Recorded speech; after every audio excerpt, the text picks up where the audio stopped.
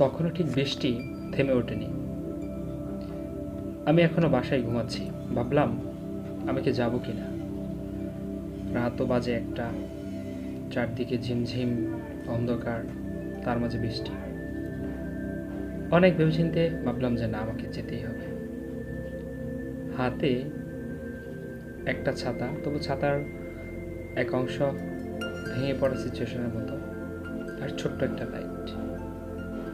আমার চিলেকোঠা ঘর থেকে আমি বের হয়ে যাত্রা শুরু করলাম। আমাকে যেতে হবে প্রায় 1 কিলোমিটার দূরে। রাত তখন বাজে ঠিক 1টা। আমি হাঁটতে শুরু করলাম। হাঁটতে হাঁটতে মনে হয় কদক 4-1 দেওয়ার পরে ভিতরটা যেন ধুকধুকানো শুরু করলো। রাতও 1টা, বৃষ্টিও হচ্ছে, অন্ধকার চারদিকে। বৃষ্টির সাথে ছোট ছোট কোনো ভেঙ্গুলো এবং ঘেঘর ভেঙ্গুলো উচ্চ সুরে মাঝে মধ্যে ডেকে ওঠে। সব মিলিয়ে পরিস্থিতিটা কিছুটা একটা অন্যরকম মনে হচ্ছিল। ওই যে একটা কথা আছে না, প্রকৃতি যখন রাত 12টার পরে নতুন করে আকৃতি খুঁজে পায়, ওই রকম কিছু একটা। ছোট্ট একটা লাইট দিয়ে আলো এত বেশি না, তবুও আমি হাঁটতে শুরু করলাম। যখন হাঁটতে শুরু করলাম তখন ভাবলাম এই পথে মনে হয় আমি প্রথম, অর্থাৎ বৃষ্টির মধ্যে কাদা রাস্তাতে আমি প্রথম হাঁটতেছি। কিছুক্ষণ যাওয়ার পর দেখলাম যে না, আমার আগেও কোনো একটা মানুষ আছে। মনে হচ্ছে মাত্র কিছুক্ষণ আগে সে এই রাস্তা দিয়ে হেঁটে গেছে। মানুষের পায়ের ছাপটা এখনো মনে হয়।